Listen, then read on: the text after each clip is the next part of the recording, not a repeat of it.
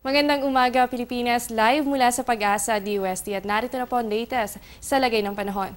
Mga kababayan, ngayong araw po ay meron dalawang low pressure area sa loob po yan ng ating area of responsibility. Una na po dyan ay yung kahapon pa natin na binabantayan na ngayon po ay nasa vicinity ng Kasiguran, Aurora. Pero hanggang sa kasalukuyan, yan po ay nasa karagatan at nagdadala po yan ng mga pagulan dito po sa ilang bahagi ng Luzon. Samantala, yung isang low pressure area naman, yan po ay nasa 770 kilometers. Silangan po yan ng Virac, Catanduanes. At ayon nga po kay Pag-asa weather forecaster Fernando Cada, ay yung outer cloud bands po nito ang siyang magdadala ng mga pag-ulan, ganoon din po ng maulap na panahon dito po yan sa may Visayas area. So asahan po natin na ngayong araw ay makakaranas po tayo ng mataas na chance ng mga pag-ulan, ganoon din po ang pagkilat at pagkulog. At para po sa ating daily forecast, ang Luzon, kasama po ang Visayas, ganoon din po ang ilang rehiyon ng Zamboanga Peninsula, kasama rin po dyan ang Northern Mindanao at Caraga. Tayo po ay makakaranas ng mahina hanggang sa katamtamang pag-ulan, ganoon din po ang pagkilat at pagkulog. At para po sa mga nalalabing bahagi pa ng bansa natin, asahan lamang natin yung fair weather conditions, liban na lamang sa mga pulupulong pag-ulan o pagkilat at pagkulog, at mas madalas pong nararanasan yan pagsapit ng hapon o gabi. At mga kababayan, sa aming pagbabalik, alamin po natin kung last year, ilang bagyo nga ba ang pumasok ngayong buwan ng September. So yan, matapos ang ilang paalala. Tatanungin ko ang lahat ng nararapat itanong. Tatanungin ko sina Manong at Manang, mga kaibigan at katrabaho, Si Obama at ang barangay tanod.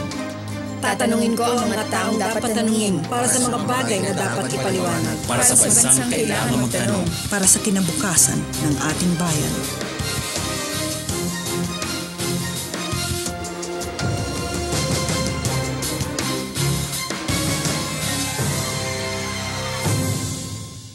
At mga kababayan, last year nga po sa buwan ng September ay meron pong pumasok na 3 bagyo. Ito nga po ay sila bagyong Kedan, Paulo at si Odette. So ngayong taon naman po, inaasahan natin na meron 2 hanggang 3 bagyo na posibleng pumasok sa ating area of responsibility. Yan po ay base sa climatological records ng Pag-asa. So ngayon po meron tayong binabantayan na low pressure area, at dahil nasa karagatan pa ay mataas din po o hindi inaalis ang posibilidad na ma-develop ito sa pagiging bagyo. So patuloy po tayo mag-monitor sa lagay ng panahon. At bago po muna kami magpaalam, mga kababayan, ay naglabas po ng advisory ang Pag-asa. Yan po ay kaninang 5:03 ng umaga. Makakaranas po ng light to moderate rains ang ilang bahagi po ng Nueva Ecija, Tarlac, Pampanga at Bataan. Posible pong magtagal ang mga pag-ulan na ito sa loob ng 1 hanggang 2 oras. Kaya po sa mga kababayan natin sa mga nasabing areas, importante po ang pagmumonitor sa lagay ng panahon.